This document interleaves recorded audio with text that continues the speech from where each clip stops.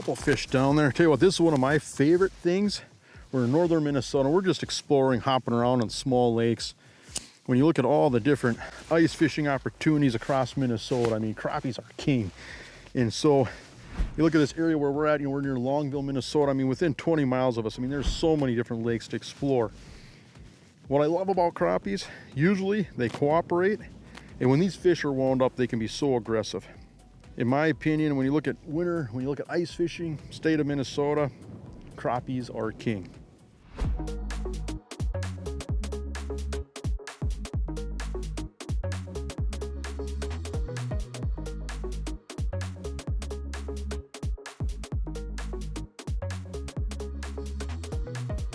Well, we just got out here. We're on northern natural clear Minnesota lake, getting to the mouth of this spawning bay here. We've got, a gradual weed flat that we're fishing. These fish are sucked up underneath the ice. There's been a lot of warm weather lately, so the water's beginning to drain, drawing these fish up higher in the water column. Mostly looking at crappies here.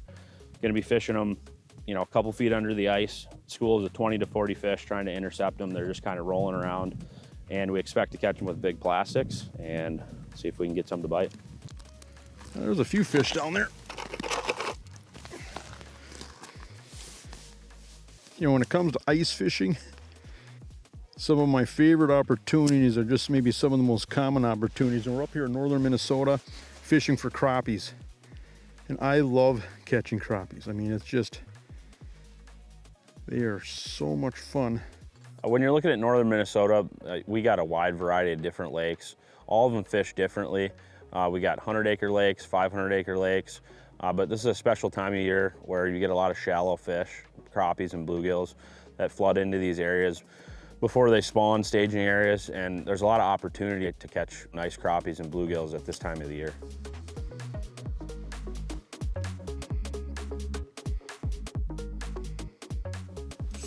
There. Gotta love it when they pull out drag. Oh, ho, ho, ho, ho, ho.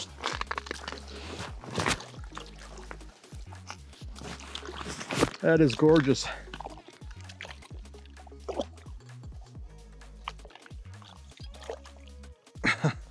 Well, look at that.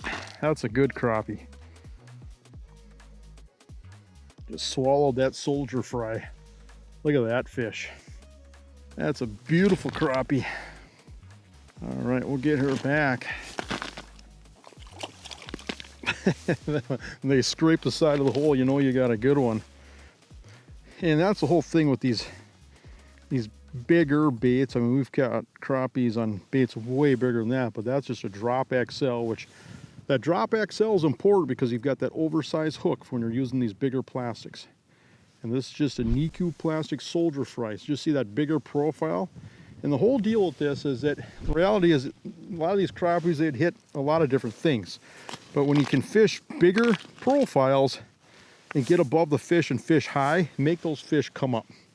And it just seems like you can sort out the size of the fish that way, in the sense, if you imagine 10 fish in a pack, there's some small fish, maybe some medium-sized fish and some bigger fish.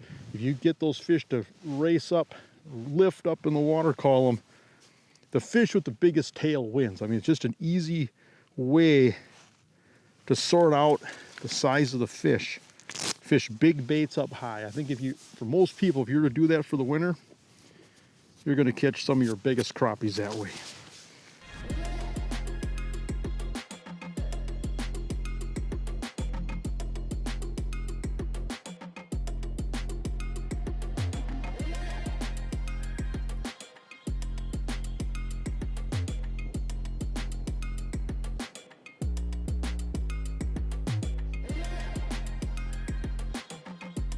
Here they come.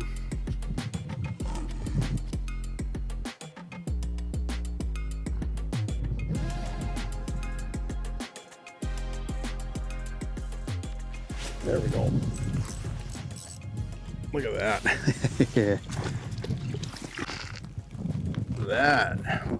That's a good one, huh? Look at the mouth.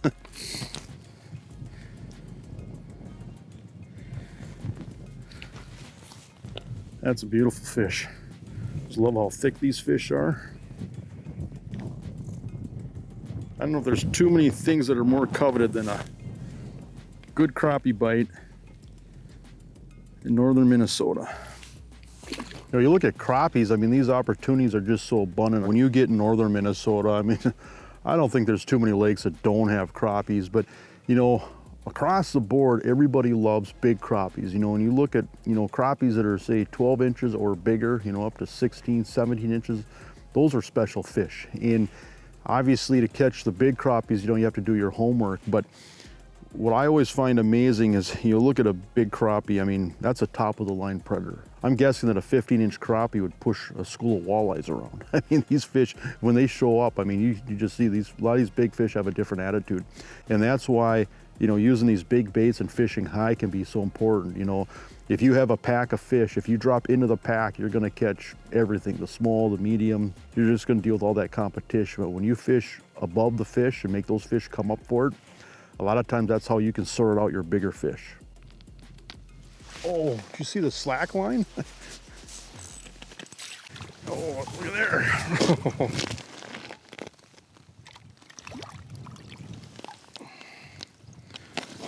Gorgeous. That big profile. Fish that brings so much joy to so many ice anglers right there. All right. Fills up the hand.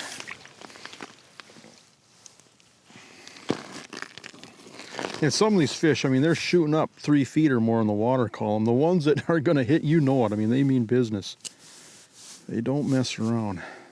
So when you're looking for a lot of these lakes, a lot of it's trial and error. I spend a lot of time in the winter just trying to fish new bodies of water, keeping myself fresh.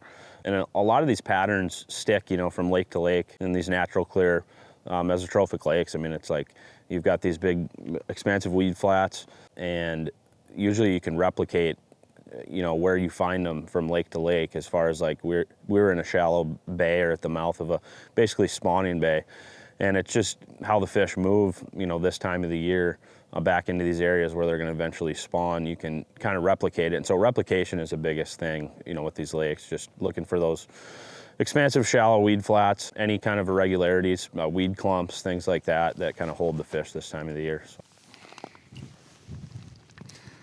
That'd look good in grease, huh? If I had to just pick the perfect crappie rod, these meat stick series are such a versatile rod.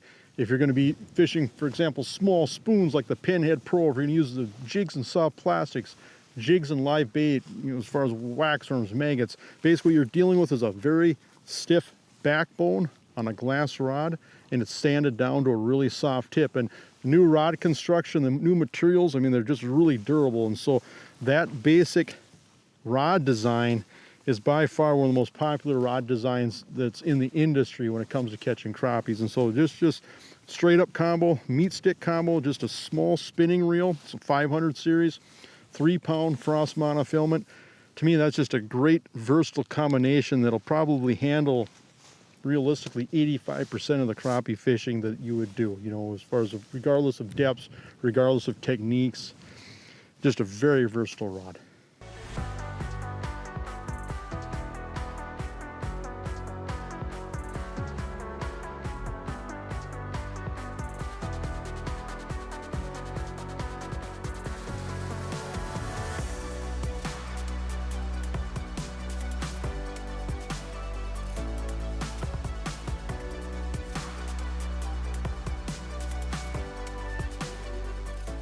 One coming. Oh, there he is. He was right up underneath the ice. Oh, there's a nice one. Beautiful northern Minnesota crappie. Couple feet down. Gotta love that late ice time frame. Fish get up high, they're aggressive, eating a big plastic. Tuck her back, about an 11-incher. One of the big advantages to using a bigger plastic like this is the bait has a lot of calling power. In other words, you know, if the fish are 10, 15 feet away, they can come find it. So what I'll do is, we're in 10 foot of water here, I'll drop my bait down to about 6 feet and work it up to 3 and jig it aggressively. And that big bait draws those fish in from distance. So when they're up underneath the ice, they'll come and shark it and find that bait when you're jigging high in the water column.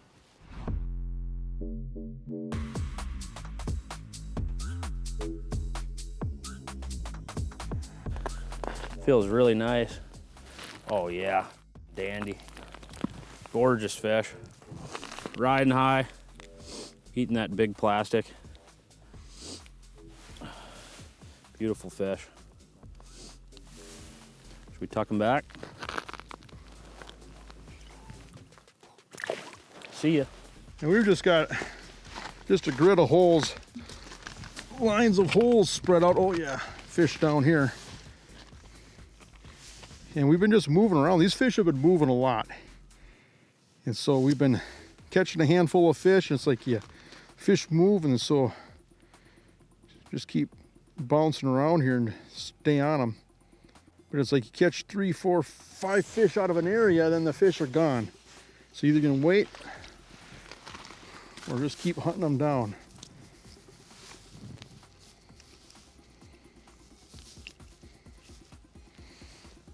In late season like this, and even early season when you've got, you know, no snow on the ice, any movement, drilling, walking, it's tough to keep them under you. And so kind of what we did today was just drill a grid of holes and be able to bounce around, you know, as they move. Because if we were to roll into these areas and just drill a couple holes, chances are that they might swim under us. But you grid it out, drill 30, 40 holes, and you're able to hop around and stay in front of the fish. Got him. Well, this feels like a good one here. All right. Oop. Need a hand there? So I don't lose it. Oh my goodness gracious. Yeah. Oh, that's a nice one. Look at the size of that one there. He was way up high, 2, 3 feet down. That big plastic called him in. Gorgeous. No, I like to use these bigger profile soft plastics for crappies quite a bit. So this is the Soldier Fry. You can see how it's just got that wide tadpole profile. Big profile. These fish can see and find. This is the bolt minnow. And this is the twitch fly. And so just a couple of different options. And you can kind of see, you know, on the panfish spectrum, you know, these are just a little bit bigger, and they're also a little bit denser, a little bit more durable than a lot of plastics, and they also move a lot more water. They're not as soft as some of the other soft plastics. They're a little stiffer. And so when you pound these jigs hard with these bigger plastics, they have a tendency to dart and swim around more. And one thing I'll even do when I'm running these big plastics is I'll slide that Palomar knot to the back of the eyelet just to cause that jig to shoot forward. And so these in the water, it's not so much of a bug profile or a bug action, it's more of a minnow darting around. And you saw today, I mean, a lot of these fish, when they come up and eat it, they slackline it.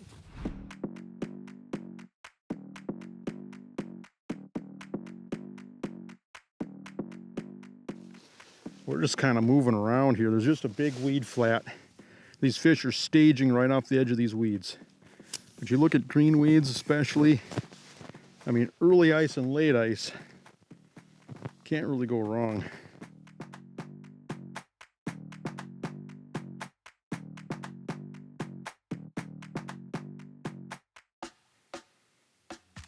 There. Oh yeah. Oh, that is a gill. Look at there, I hooked him in the bottom of the jaw.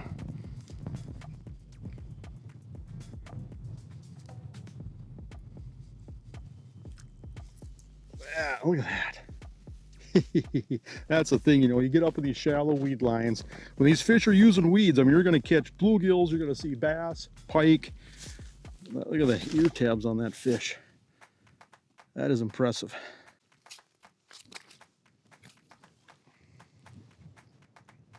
You know, so if there's a rule of thumb when you look at crappies at early ice, if you have good green weeds, you know, you're going to find crappies in the weed lines and specific lakes. And there's also a lot of fish that'll push out over basins and secondary basins, particularly if these basins are less than 40 feet of water. And these fish will, in a lot of cases, winter out over these secondary and primary basins through the winter, especially if you get a lot of snow, okay? Where if you get a lot of snow on the ice, a lot of these weed patterns break down through the winter and it becomes more of a basin pattern. Well, then you get late ice, the snow melts, water starts to drain in the holes, water starts to seep in along the shorelines, and these shallow locations will fire up again. And a lot of times with crappie fishing, you know, from late ice into the spring, it's about connecting the dots. Look at where the fish have wintered over a basin, and then look at that large spawning bay that's predominantly shallow and full of weeds. And those fish are going to be between point A and point B. They might be right on the edge of the basin waiting to push up. They might be, you know, different incremental stages as far as pushing in, and ultimately at real late ice, sometimes we'll find crappies in 2-3 feet of water in the pencil reeds right underneath the ice. But any type of bay where you have a big mouth that's got a lot of weed growth, I mean, that's a high batting average come late ice. And also, too, it's a high batting average when you get a boat out here in the springtime, in the sense these fish will be pushing in and pushing out. And that's the other thing, is you get some nice days and some water seeping in, these fish will push up high right underneath the ice and they'll push in. You get a cold front or something changes where it gets cold again, these fish will push out and drop down. And so that's just the basic transition from late ice to the spawn is the ice breaks up and go from late ice to spring.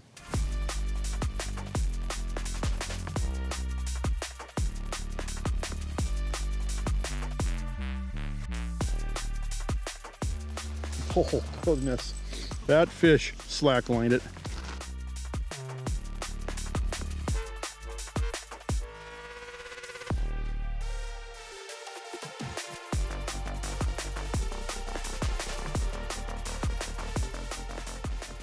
One of the big ingredients is, you know, how tall are the weeds, and, you know, with the use of forward-facing sonar and underwater cameras, it helps us identify exactly what we're looking at. And so a lot of times it's cabbage, the tallest weeds that, you know, survive the winter. If you can find green cabbage specifically, that's a key. So the weeds that are the tallest are definitely what you want to look for during the late ice period.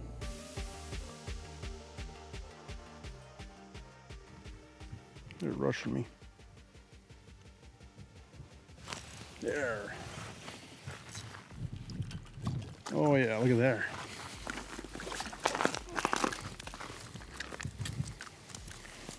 I look forward to this all year.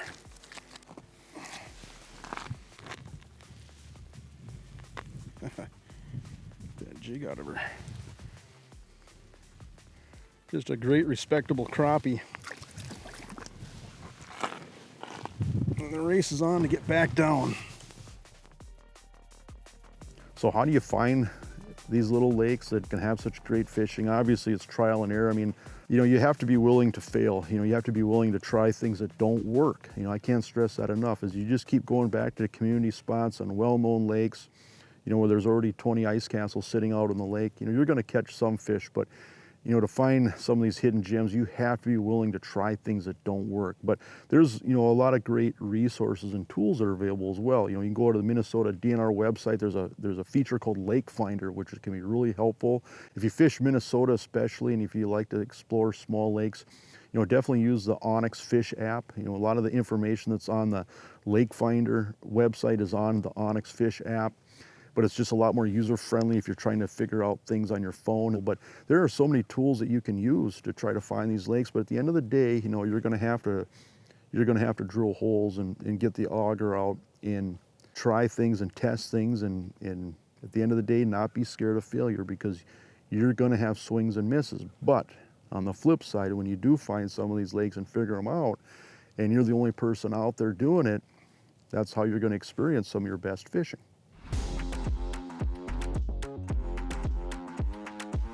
Here. Oh yeah.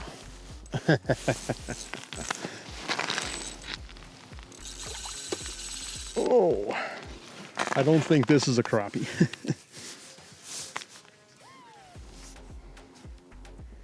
3-pound test, so whatever it is, it's fun. Oh yeah, nice largemouth. Yeah. Look at the mouth. Isn't that cool? That's a fun interruption. Well, wearing out that plastic, I don't even know how many fish I've caught on that. You know, bluegills, crappies, bass. Probably caught maybe 20 fish or so, and probably have to replace it. But that's the whole thing with these plastics. They're so durable. Yeah, that's a chunk.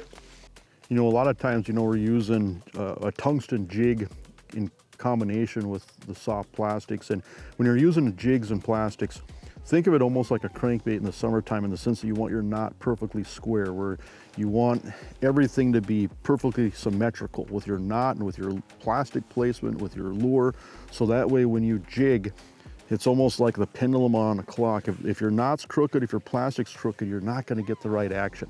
And so that's really important. And a lot of times we're doing a pretty hard cadence on that rod to get that lure to dart. And you know, you can definitely not fish these lures aggressively enough. And so pound that jig, pound that plastic, make sure that your knot's perfectly symmetrical, that your plastic's perfectly straight, and fish above the fish and make those fish come after. But you know, when you look at these plastic combinations, they're moving water. They can be seen from a long ways. You've got water displacement, there's vibration. And so these fish can find these baits and hone in on these baits from a considerable distance. Oh, he's right up under the ice. Got him. Oh, he slammed it. Couple feet down. Oh, there he is. Dandy. Look at that. Beautiful Northwoods crappie. Hooked him perfect. Top of the mouth. Gorgeous fish. Let's get her back.